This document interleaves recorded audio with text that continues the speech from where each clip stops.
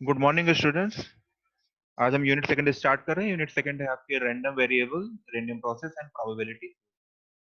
तो सबसे इंपॉर्टेंट चीज है कि क्यों हम पढ़ने जा रहे हैं रैंडम वेरिएबल, रैंडम प्रोसेस और कम्युनिकेशन सिस्टम में इसका क्या रोल है।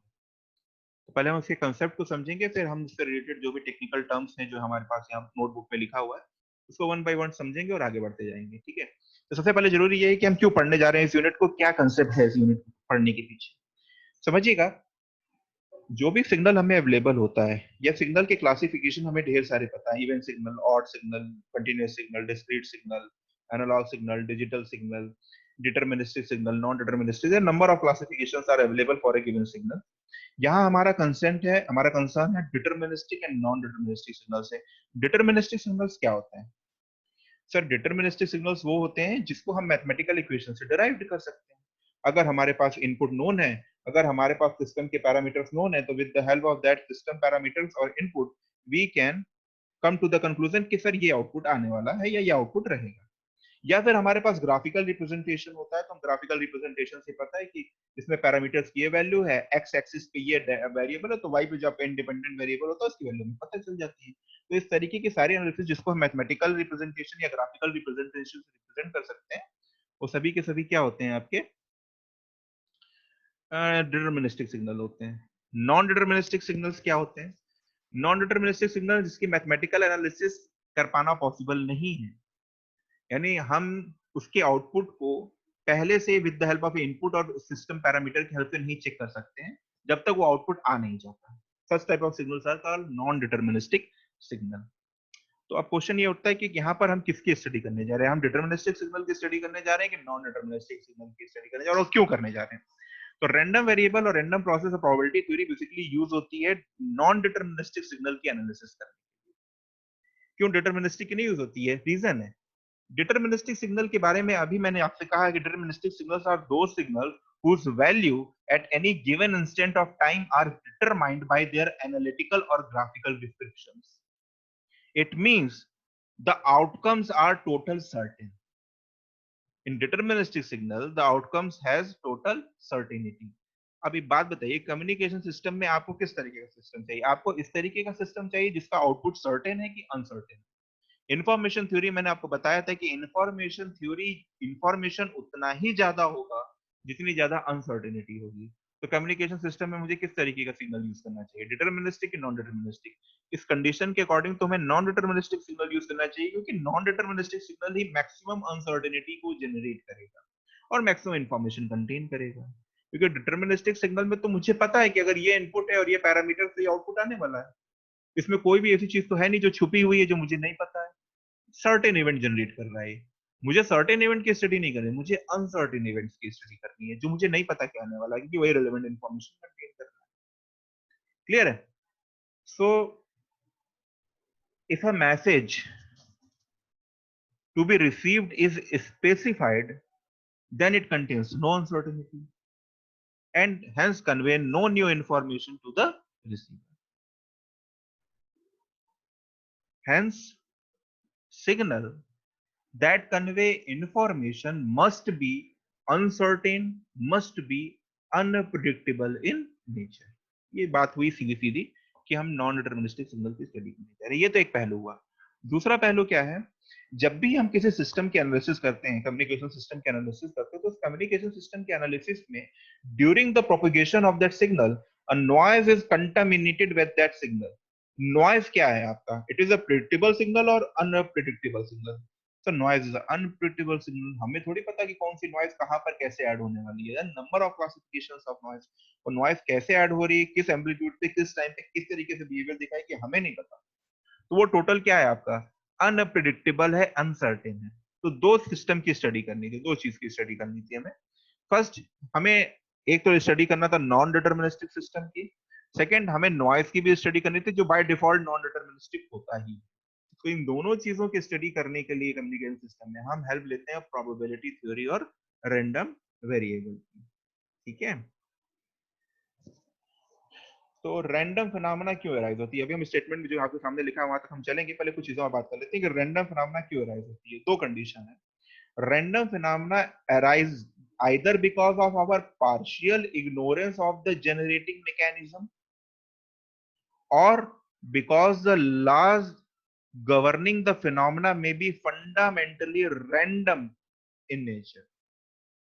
या तो हम ध्यान नहीं दे रहे हैं, या प्रोग्रेस जो आपकी प्रोसेस है वो इतनी कॉम्प्लेक्स है कि हम उस रिगरस प्रोसेस को बार बार एग्जीक्यूट नहीं करना चाह रहे। तो हम क्या करते हैं, सपोज करिए आपके पास एक डाइस है, एक एक्सपेरिमेंट कह लीजिए या फिर एक एनालिसिस सिस्टम, आपके पास एक कंडीशन आई जिसमें कहा कि आपके पास डाइस है और उस डाइस को आपको क्या करना है, थ्रो करना है। एवरी टाइम जब आप डाइस थ्रो करेंगे तो आप देखेंगे कभी 1 आ रहा है, 2 आ रहा है, 4 आ रहा है, 5 आ रहा है, 6 आ रहा है, इस तरीके से नंबर डिफरेंट वैल्यूज आ रही हैं आपकी।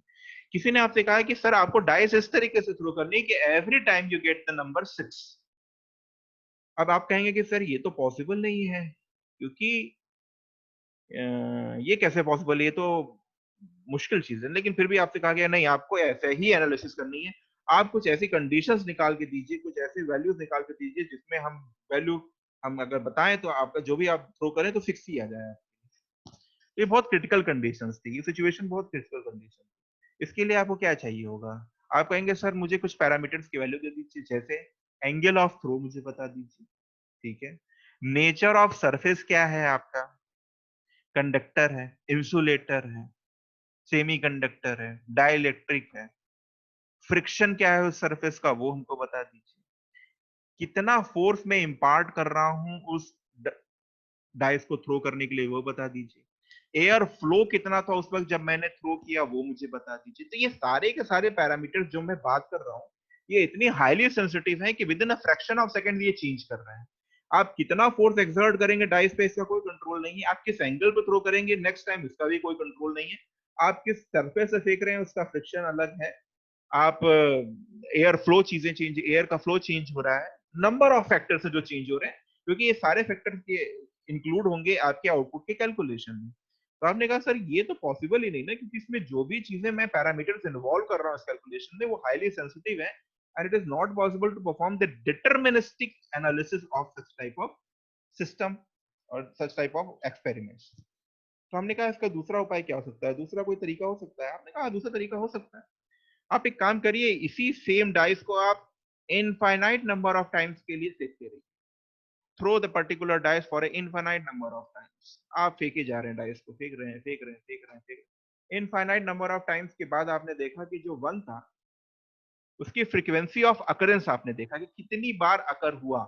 अगर इनफाइनाइट नंबर ऑफ वैल्यूज को हम infinite number of values contain infinite values, so if you are throwing the dice of infinite number of values you are observing that how many times that particular value occur.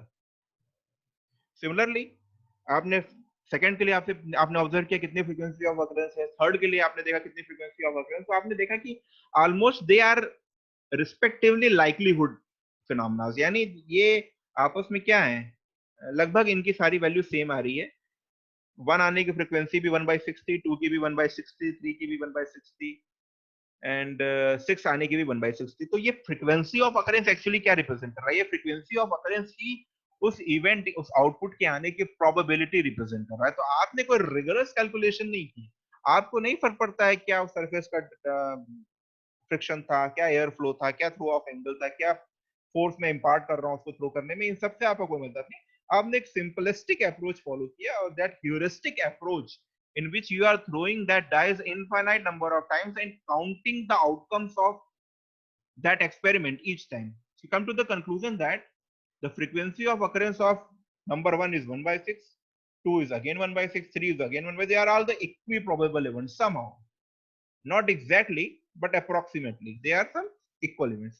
तो आपने यही पर ही कहा कि जो भी सिस्टम कॉम्प्लेक्स है जिसकी स्टडी कर पाना पॉसिबल नहीं है, तो हम उसमें प्रोबेबिलिटी की हेल्प लेते हैं। तो प्रोबेबिलिटी क्या करता है, उसकी फ्रीक्वेंसी ऑफ अकरेंस, हमें आउटपुट तो पता है कितने आने हैं, लेकिन उन आउटपुट में से कौन सा आउटपुट आना ये मुझे नहीं पता। डायस थ्रो कर रहा हूं तो मुझे पता है कि either it will be a 1 2 3 4 5 और 6, लेकिन मुझे ये नहीं पता कि जब मैं डाइस थ्रो करूंगा तो उस पर्टिकुलर आउटपुट में वैल्यू 1 है, 2 है, 3 है, 4 है, 5 है या 6। तो इस तरीके के सिस्टम की स्टडी करने के लिए हमें प्रोबेबिलिटी और रैंडम वेरिएबल की स्टडी करनी है। मुझे लगता है काफी हद तक हम लोग को चीजें समझ में आ गई होगी, ठीक है। तो हम स्टार्ट करने जा रहे हैं प्रोबेबिलिटी को। तो पहले हम समझेंगे प्रोबेबिलिटी क्या है। हम बहुत बचपन से मतलब 10th 11th 12th में हमने प्रोबेबिलिटी पढ़ा है, वही बेसिक कंसेप्ट हम फटाफट देखेंगे कि प्रोबेबिलिटी क्या होता है, फिर हम बेसिक चीजों पे चलेंगे। क्लियर है? तो देखते हैं प्रोबेबिलिटी क्या है। तो प्रोबेबिलिटी स्टार्ट करने से पहले कुछ बेसिक टर्म, एक्सपेरिमेंट क्या होता है? An experiment is defined as a process which is conducted to get some result. Experiment is defined as a process which is conducted to get some result. An experiment is sometimes called trials. As an example, throw a coin is an experiment or trial, or throw a dice, or number of examples are there. As an example, throw a coin is an experimental or trial. The outcomes of an event are called equally likely if any one of them cannot be expected to occur in preference to another.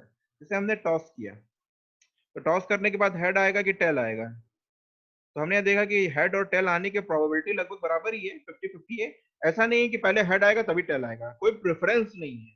आपने dice throw किया तो ऐसा नहीं कि पहले 1 आएगा फिर 2 आएगा, नहीं, कोई भी आ सकता है। तो ये सारे के सारे इवेंट्स क्या हो गए? इक्वली लाइकली हो गए। कोई भी इवेंट किसी समय भी आ सकता है। They all are events are equally likely in nature. 50-50% chance है इसमें। हेड भी आ सकता है, टेल भी आ सकता है, 1 2 3 कोई भी आ सकता है। They are all the equally likely events. वही कहा गया है कि the outcomes of an event are called equally likely if any one of them cannot be expected to occur in preference to another. ये बात हो गई एक्सपेरिमेंट की। तो एक्सपेरिमेंट कुछ नहीं है, experiment means we are conducting an experiment to get some result. जो भी है हमारे पास, हमने कुछ एक्सपेरिमेंट परफॉर्म किया, उससे हमें कुछ आउटपुट मिलेगा। आगे चलते हैं। सैंपल स्पेस क्या है? सैंपल स्पेस आपको पता है, देख लेते हैं यहाँ पे क्या लिखा है। Set of all possible outcomes, a set of all possible outcomes of an experiment or trial is called sample space. जितने भी possible outcomes हैं, आपने डाइस थ्रो किया, कितने possible outcomes थे सर? 6 possible outcomes थे। तो collection of these 6 outcomes are called sample space. ये लिखा है, set of all possible outcomes of an experiment or trial is called the sample space. It is generally denoted by capital S. The total number of outcome in a sample space is denoted by NS. Suppose in the experiment of throwing a dice, we have total number of outcome is 6, so NS is equal to 6. As an example, tossing of a coin has 2 outcomes, head and tail, H representing the head, T representing the tail, so NS is equal to 2. आगे चलते हैं। Sample क्या कर रहा है? सारे outcomes के combination को रिप्रेजेंट कर रहा है। Now come to the event. The expected subset of the sample space or happening is called an event. This is denoted by E. मुझसे पूछा क्या थ्रो करना है? 6 आना है, तो 6 क्या हो गया? एक इवेंट हो गया, और सारे सैंपल स्पेस में से कोई एक वैल्यू हो गई। That's why the event is called the subset of sample space. If event has only one outcome then it is called elementary event. अगर आपका इवेंट है उसका केवल एक ही आउटकम आने वाला है, उसे हम कहते हैं elementary event. If event does not contain any outcomes it is called a null event. कोई भी आउटकम नहीं आने वाला उस इवेंट का, it is called null event. जैसे मैंने आपने ड्राइव थ्रू किया, मैंने कहा 0 कितनी बार आ रहा है, तब कहेंगे सर 0 तो एक बार भी नहीं आ रहा है, इसका मतलब क्या हुआ? नल इवेंट हुआ। If E is equal to S, यानी टोटल नंबर ऑफ इवेंट में सारे के सारे सैंपल स्पेस की वैल्यूज हैं, यानी जितने भी सैंपल स्पेस के आउटकम्स हैं वो सारे इवेंट के अंदर इंक्लूडेड हैं जो इवेंट के आपसे पूछा गया। Then an event containing all the outcomes, such an event is called certain events. वो होना ही उसे सारे के सारे आउटकम्स को कंसीडर कर रहा है। आगे, two events A and B are called independent events if happening of A has nothing to do with happening of B. मैंने हेड और टेल किया, हेड आना क्या टेल आने पे डिपेंड कर रहा है? नहीं। टेल आना क्या हेड पे डिपेंड कर रहा है? नहीं। ये दोनों क्या है? इंडिपेंडेंट इवेंट है। मैंने कार्ड लिया, 52 सेट का जो कार्ड है उसमें से एक कार्ड को ड्रॉ किया, और फिर मैंने कार्ड को उसमें इंसर्ट कर दिया, फिर दूसरा कार्ड ड्रॉ किया। तो क्या दूसरा कार्ड पहले वाले कार्ड के ऊपर डिपेंड कर रहा है? नहीं। अगर पहला वाला कार्ड मैंने ड्रॉ करने के बाद दोबारा इंसर्ट नहीं किया होता तो वो उस पर डिपेंड कर रहा होता, लेकिन यहाँ मैंने फर्स्ट कार्ड को ड्रॉ किया, वापस उसको इंसर्ट कर दिया उसमें, अब वो अगेन 52 का पैक हो गया। अब उसमें से दूसरा कार्ड में ड्रॉ करूंगा तो वो पहले वाले कार्ड के ड्रॉन पे इफेक्ट नहीं कर रहा, उस पर डिपेंड नहीं कर रहा है। सच टाइप ऑफ ऑपरेशन और events are called independent events. यही कह रहा है, two events A and B are called independent events. The happening of A has nothing to do with the happening of B. On the other hand, if outcome of one event is affected by another, then these events are called dependent events. बहुत simple सी बात है। इससे एक चीज और मैं बता दूं यहाँ पर, जैसे आपका इंडिपेंडेंट इवेंट्स होते हैं वैसे ही होते हैं mutually exclusive event. Mutually exclusive event का क्या मतलब होता है? अक्सर कंफ्यूजन हो जाता है इंडिपेंडेंट इवेंट्स और म्यूचुअली एक्सक्लूसिव इवेंट्स में। हम समझ लेते हैं। Mutually exclusive events are those event in which the occurrence of two events can not be occur, in which two events cannot occur simultaneously. अगर हेड आया तो टेल नहीं आ सकता, और टेल आया है तो हेड नहीं आ सकता। इसका मतलब ये है कि दोनों के दोनों इवेंट क्या हो गए? म्यूचुअली एक्सक्लूसिव इवेंट हो गए। दोनों इवेंट कभी एक साथ अकर नहीं हो सकते हैं। इस इवेंट को हम क्या कहते हैं? Such type of events are called mutually exclusive event. अगर 1 आया है तो 2 नहीं आ सकता, डाइस थ्रो करने में 1 आया है तो और कोई वैल्यूज नहीं आ सकती, 2 आया है तो और कोई वैल्यूज नहीं आ सकती। तो इसका मतलब क्या हुआ, ये सारे के सारे इवेंट क्या है, म्यूचुअली एक्सक्लूसिव इवेंट्स है। क्लियर है? So there is a slight difference between the independent events and mutually exclusive events. Independent events में कोई डिपेंडेंस नहीं है, म्यूचुअली एक्सक्लूसिव इवेंट्स का मतलब वो एक दूसरे के साथ इस तरीके से अटैच है कि अगर एक अकर होगा तो दूसरा अकर नहीं हो सकता है। क्लियर है? ये सारी बेसिक बातें हुई। एक्सपेरिमेंट क्या था, सैंपल स्पेस क्या था, इवेंट क्या थे, इंडिपेंडेंट इवेंट्स क्या थे, म्यूचुअली एक्सक्लूसिव इवेंट्स क्या थे। अब हम बात करते हैं प्रोबेबिलिटी की। प्रोबेबिलिटी बहुत पहले से पढ़ते आए हैं। प्रोबेबिलिटी मैंने आपको बताया था कि बेसिक कंसेप्ट क्या होता है प्रोबेबिलिटी का। जब हम कोई मैथमेटिकल एनालिसिस नहीं कर पाते हैं, कोई रिवर्स कैलकुलेशन नहीं कर पाते, तो हम प्रोबेबिलिटी क्या लेते हैं। प्रोबेबिलिटी पर्टिकुलर इवेंट की अकरेंस ऑफ फ्रीक्वेंसी अकरेंस के बारे में कमेंट करता है, कितनी बार वो अकर हुआ उस पूरे एक्सपेरिमेंट में, उसी को हम प्रोबेबिलिटी कहते हैं। क्लियर है कि नहीं क्लियर है? So probability may be defined as the study of a random experiment. So probability of an event A can be represented as the number of possible favorable outcomes divided by total number of outcomes. Suppose करिए आपसे dice throw किया गया, आपसे पूछा गया even number of outputs आने की कितनी पॉसिबिलिटीज है। तो इवन नंबर कितने थे, 2 थे, 4 थे, 6 थे, 1 3 5 ऑड हो गए। तो 2 4 6 ये कितने हो गए आपके इवन, तो 3 इवन आ सकते हैं, और टोटल नंबर ऑफ स्पेस कितने हैं, 6 हो गए। तो प्रोबेबिलिटी क्या हो गई, 3/6 हो गई। तो इसीलिए नंबर ऑफ पॉसिबल और favourable outcomes divided by total number of outcome, इसको हम क्या कैलकुलेट करते हैं, प्रोबेबिलिटी। जैसे मैंने आपको कहा डाइस थ्रो करिए और 6 आना चाहिए, तो 6 आने की प्रोबेबिलिटी क्या हो गई, 1/6 हो गई। This is the total number of outcomes and 6 केवल अकेले अपने आप में एक एलिमेंट्री इवेंट है, तो 1/6 हो गई। तो प्रोबेबिलिटी की बात करते हैं। प्रॉपर्टीज हमें प्रोबेबिलिटी पहले से पता है, फटाफट देख लेते हैं। Properties of probability. The probability of probability, the properties of probability may be defined as property 1, the probability of a certain event is unity. जो भी सर्टेन इवेंट होगा उसकी प्रोबेबिलिटी 1 होगी, क्योंकि जो चीज हमें पता होनी है उसकी कोई प्रोबेबिलिटी हम नहीं कैलकुलेट करेंगे, उसकी प्रोबेबिलिटी 1 हो जाएगी। The probability of an event is always less than और equal to 1 and non negative. Probability कभी नेगेटिव नहीं होगी और इसकी वैल्यू हमेशा 0 to 1 के बीच में लाई करती है। If A and B are two mutually exclusive event, then probability of A plus B is equal to probability A plus probability of B. मतलब if A union B is equal to probability of A plus probability of B minus क्या होता है, joint probability of A B. यहाँ पर क्या होना है, अगर दो इवेंट आपके म्यूचुअली एक्सक्लूसिव है तो एक साथ तो कभी अकर नहीं हो सकते। अगर एक साथ अकर नहीं हो सकते हैं तो उनके joint probability A plus B, इन दोनों के इंडिविजुअल प्रोबेबिलिटी के सम के इक्वल। If two events are mutually exclusive event, then the joint probability of occurrence, that is probability of a plus b is equal to probability of a plus probability of b. If a is any event, then probability of not happening of a is represented by pa bar is equal to 1 minus pa. ठीक है?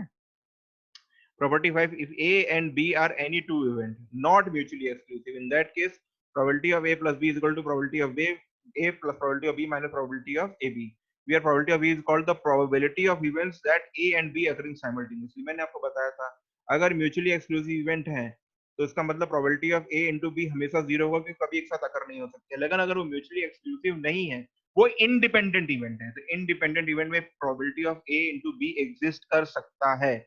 Formula ध्यान समझ लीजिए, probability of a plus b is equal to probability of a plus probability of b if it is a mutually exclusive event. if they are not mutually exclusive event but they are independent events, in that case probability of a plus b, or independent events or dependent events, but they are not mutually exclusive event, in that case probability of a plus b is equal to probability of a plus probability of b minus probability of ab. So such an event is called a joint event of a, and probability of ab is called a joint event of A and B, and the probability of AB is called joint probability. Clear? So conditional probability क्या होती है, मैंने आपको बताया था। conditional probability बहुत simple है, हम एक वैल्यूज को ऑब्टेन करना चाहते हैं जबकि दूसरे के बारे में हमें पता है। हम A की प्रोबेबिलिटी कैलकुलेट करना चाहते हैं जबकि B के प्रोबेबिलिटी के बारे में हमें इंफॉर्मेशन ऑलरेडी है। तो क्या होगा, the concept of conditional probability is used in conditional occurrence of an event. The probability of event B given that event A has already occurred is represented by probability of B oblique A. The B oblique A representing the conditional probability of B representing the probability of B if A is given. Similarly, probability of A by B represent the probability of event A given that B has already occurred. Therefore, probability B by A and probability A by B are called conditional probabilities. So the formula will be the probability B by A is equal to joint probability PAB upon probability of A. where PAB is called the joint probability. Similarly, probability A by B is represented PAB upon probability of B. Clear है ना? अगर suppose करिए कि चलिए आगे चलते हैं, अभी इसको देखेंगे.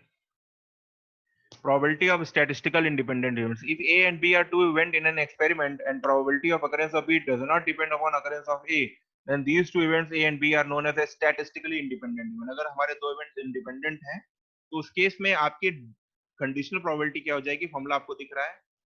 P by A is equal to probability of AB upon probability of A. P A by B is equal to probability of AB upon probability of B.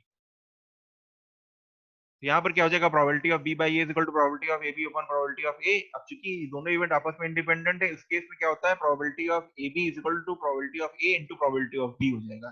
Since occurrence of event B does not depend upon the occurrence of event A, then the probability of event B will be the same as the conditional probability.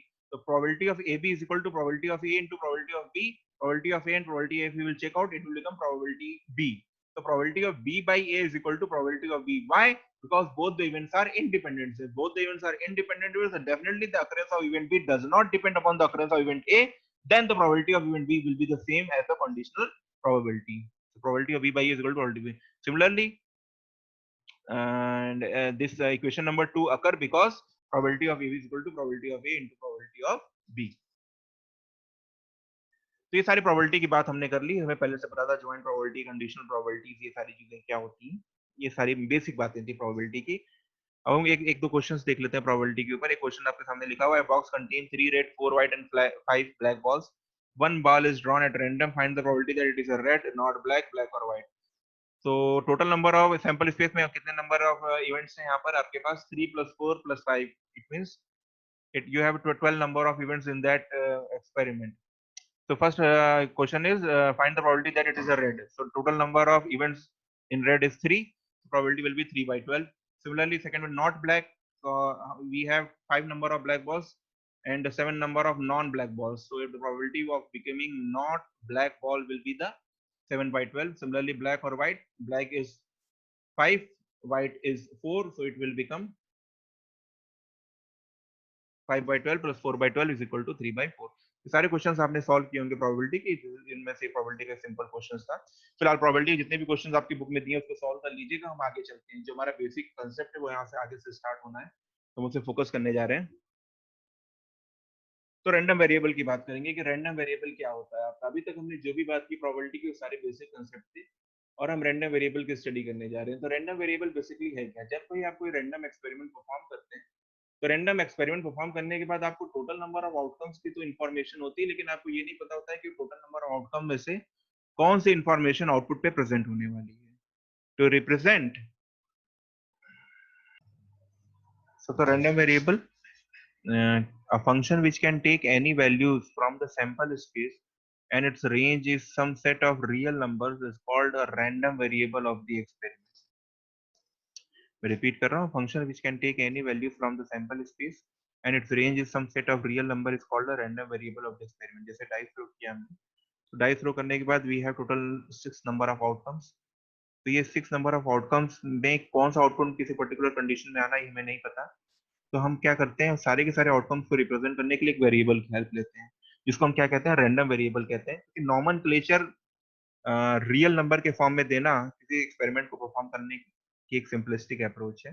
जैसे हमने toss किया, head और tell आया, तो हम कहते हैं head आया टेल आया. तो हेड और टेल को हम हेड और टेल भी कह सकते हैं, और हम इसे एक नॉमेनक्लेचर भी दे सकते हैं, हम इसे न्यूमेरिकल फॉर्मेट में भी रिप्रेजेंट कर सकते हैं. तो हमेशा न्यूमेरिकल फॉर्मेट में रिप्रेजेंट करना या कोई वेरिएबल असाइन करना हमारे लिए उस प्रोसेस को सिंप्लीफाई करता है आगे प्रोसीड करने के लिए. तो यही भी वो भी यही कह रहा है यहाँ पर. A function which can take any value from the sample space and its range is some set of real number is called a random variable of the experiment. A random variable are denoted by uppercase letters. Generally, they are represented by uppercase letters like X, Y, Z, capital X, capital Y, capital Z, and values taken by them are denoted by lowercase letters X1, X2, X3, X4, Y1, Y2, Y3, Y4, Z1, Z2, Z3, and so on. Random variable may be classified under two categories. First one is a discrete random variable, and second one is a continuous random variable. So, discrete random variable. A discrete random variable may be defined as a random variable which can take only finite number of values in a finite observational events. जैसे आपने dice throw किया तो dice throw में आपको पता है कि केवल 6 आउटकम्स ही आने हैं, तो वो क्या है यहाँ पर आउटकम्स क्या है, countable number of outcomes. If you have a countable number of outcomes then such type of the variable which is used to understand such type of experiment are called discrete random variable. This means discrete random variable has a countable number of distinct outputs. Continuous random variable क्या है? A random variable which can take infinite number of values is called a continuous random variable. जैसे एक system है और system मैंने ये कहा कि बिकॉज ऑफ द टेम्परेचर जो थर्मल नॉइज वोल्टेज जनरेट हो रही है वो कितनी हो रही है, तो आपको तो पता है कि thermal noise voltage is a continuous data. किसी दो पर्टिकुलर इंस्टेंट ऑफ टाइम पर थर्मल नॉइज वोल्टेज की इनफाइनाइट नंबर ऑफ वैल्यूज हो सकती है, कोई फाइनाइट नंबर ऑफ वैल्यूज नहीं है। तो अगर इस तरीके के सिस्टम की एनालिसिस करनी है जिसमें हमारे पास इनफाइनाइट नंबर ऑफ वैल्यूज यानी जहाँ पे जो आउटपुट जनरेट हो रहा है उसको हम कंटिन्यूअस सिग्नल से रिप्रेजेंट कर रहे हैं। जैसे मैंने आपको एग्जांपल दिया, temperature in resistance due to the thermal noise, तो थर्मल नॉइज वोल्टेज जनरेट करना था तो वो कंटिन्यूअस सिग्नल हुआ आपका। तो such type of random variable which take infinite number of values is called a continuous random। या नॉइज की एनालिसिस हुई तो नॉइज का है कंटिन्यूअस सिग्नल, डिस्क्रीट सिग्नल तो है नहीं कि एक बार अकर होगा अगली बार नहीं अकर होगा, तो कंटिन्यूअसली अकर हो रहा है, कुछ ना कुछ वैल्यूज इसकी हमेशा बनी हुई है। तो उसकी स्टडी करने के लिए हमको कंटिन्यूअस रैंडम वेरिएबल की जरूरत पड़ती है। So random variable which can take infinite number of values is called a continuous random variable. There are several physical system or experiment that generate continuous outputs or outcomes. Such system generate infinite number of outputs or outcomes within a finite time of interval. Continuous random variable may be used to define the output of such system. Clear है? तो ये हमारे दो तरीके classification हो गए, continuous random variable है, discrete random variable. Next one is the probability function और probability distribution of a discrete random variable. अब जब भी हम किसी पर्टिकुलर इवेंट के अकर होने की फ्रीक्वेंसी कैलकुलेट करते हैं तो इसका हम क्या कैलकुलेट करते हैं, उसकी प्रोबेबिलिटी कैलकुलेट करते हैं। जैसे मैंने आपको डाइस थ्रो किया तो 1 आने की प्रोबेबिलिटी क्या है, 2 आने की प्रोबेबिलिटी क्या है, 3 आने की प्रोबेबिलिटी क्या है, 4 आने की, जितने भी आउटकम्स उन्हें आने की प्रोबेबिलिटी क्या है, तो उसको रिप्रेजेंट करने के लिए उस प्रोबेबिलिटी को जो हम कैलकुलेट करते हैं उसको हम कहते हैं प्रोबेबिलिटी फंक्शन। जैसे कि एग्जांपल यहाँ पे लिखा हुआ है, या प्रोबेबिलिटी डिस्ट्रीब्यूशन कहते हैं।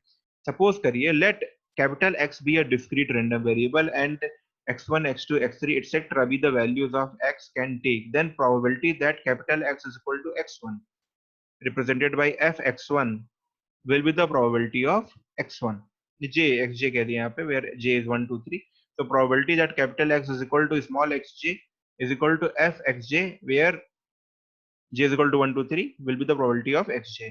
यानी हमने डाइस फ्लो किया और मुझसे पूछा गया कि find the probability of occurrence of 1, जिसे हम ये भी तो कह सकते हैं find the probability function of occurrence of 1।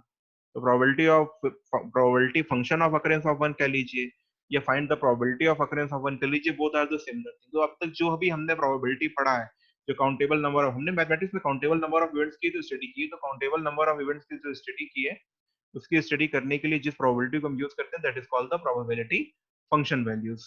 Clear है?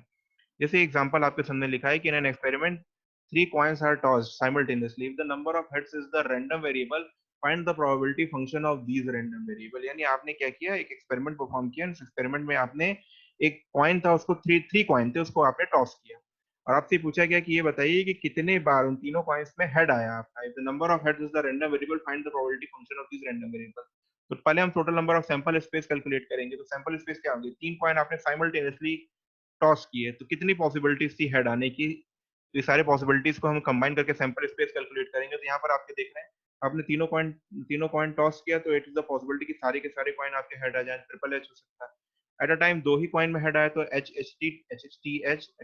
तीन कॉम्बिनेशन बनते हैं। ये भी पॉसिबिलिटी थी कि दो कॉइन टेल आ जाए एक कॉइन हेड आ जाए, उसके फिर तीन कॉम्बिनेशन बनते हैं T T H, T S T and S T T, where T representing tail, head H representing the head. या ये भी पॉसिबिलिटी कि तीनों के तीनों कॉइन्स आपके टेल आ जाए, तो लास्ट कॉम्बिनेशन बनता है ट्रिपल टी। से total number of outcomes, total number of events कितने हो गए हमारे पास सैंपल स्पेस में, total number of events we have 8, 1 2 3 4 5 6 7 8। तो total number of events in the sample space is 8। अब हम कैलकुलेट करेंगे, हमने ये कहा कि जो नंबर ऑफ हेड्स है वही रैंडम वेरिएबल को रिप्रेजेंट करना है। तो हमने क्या किया, नंबर ऑफ हेड्स को रैंडम वेरिएबल बना दिया और हम ये ऑब्जर्व करने लगे कितने नंबर ऑफ हेड्स अकर हुए उस थ्रो में। तो अगर तीन नंबर ऑफ हेड अकर हुए तो उसको हमने x1 से रिप्रेजेंट किया। अगर दो नंबर ऑफ हेड अकर हुए तो हमने उसको x2 x3 x4 से रिप्रेजेंट किया। अगर एक ही नंबर ऑफ हेड अपीयर हुआ तो x5 x6 x7 से, और एक भी नहीं हेड अपीयर हुआ जैसे तीनों चलते हैं, तो यहाँ पर यही कर रहा है, calculate the probability function of these random variable. तो पहली कंडीशन क्या है, calculate the probability that no head occur, कोई भी हेड अकर नहीं हुआ है। तो इसका मतलब किसकी कैलकुलेट कर रहा है, find the probability that x8। तो आपको पता है कि टोटल नंबर ऑफ इवेंट्स कितने हैं, 8। एक बार भी हेड ना आने के लिए कंडीशन कितनी केवल एक, जिसमें तीनों टेल आ जाए, तो प्रोबेबिलिटी क्या हो जाएगी, 1/8 हो जाएगी। सेकंड, केवल आपके एक ही बार हेड आया हुआ है, x इज इक्वल टू 1, यानी केवल एक बार हेड आया हुआ है। तो एक बार हेड आया हुआ, जैसे कितने इवेंट्स है, 3 इवेंट्स हैं, x5 x6 x7। तो तीनों की प्रोबेबिलिटी को हम कैलकुलेट करेंगे, तो total number of favourable events कितने हो गए, 3। Total number of possible outcomes कितने, 8। 3/8 इज द वैल्यू। इसी को प्रोबेबिलिटी फंक्शन कहते हैं, जो नॉर्मल प्रोबेबिलिटी होती है। सेकंड, उसने कहा कि दो हेड अगर आ रहे हो तो प्रोबेबिलिटी कितनी होगी, तो दो हेड के लिए px2 px3 px4, उसमें भी कितने थे आपके, 3 इवेंट्स थे, 1/8 1/8 total become 3/8। Third, next last condition क्या है आपकी, तीनों हेड आ रहे हो, तो ऐसा केवल एक ही कंडीशन थी जिसमें तीनों ट्रिपल एच आ रहे हो, उस केस में px3 is equal to 1/8। Therefore the probability function for discrete random variable is as given below। जब आपका एक बार भी हेड ना आ रहा हो, उसकी प्रोबेबिलिटी 1/8, एक बार हेड आने की प्रोबेबिलिटी 3/8, दो बार हेड आने की प्रोबेबिलिटी 3/8, और एक सारे के सारे हेड आ जाए 3 पॉइंट क्रॉस करने में, तो उसकी प्रोबेबिलिटी 1/8। क्लियर है, this is the probability distribution function. तो आज के लेक्चर हम यहीं पे स्टॉप कर रहे हैं, कल हम डिस्कस करेंगे cumulative distribution function and probability density function. ये दोनों इंपॉर्टेंट फंक्शन है। प्रोबेबिलिटी जो अभी तक हमने डिस्कस की वो बेसिक था, ये क्वेश्चन से भी आपको समझ में आ गया कि प्रोबेबिलिटी केवल अभी हम बेसिक की ही बात कर रहे हैं। अभी हमने जो इंपॉर्टेंट चीज डिस्कस की थी वो रैंडम वेरिएबल था, discrete random variable, continuous random variable. और डिस्क्रीट और कंटीन्यूअस रैंडम वेरिएबल को सॉल्व करने के लिए हम कम्युलेटिव डिस्ट्रीब्यूशन फंक्शन और प्रोबेबिलिटी डेंसिटी फंक्शन का यूज करते हैं। वो कल हम देखेंगे। आज के लिए thank you to all of you, keep studying.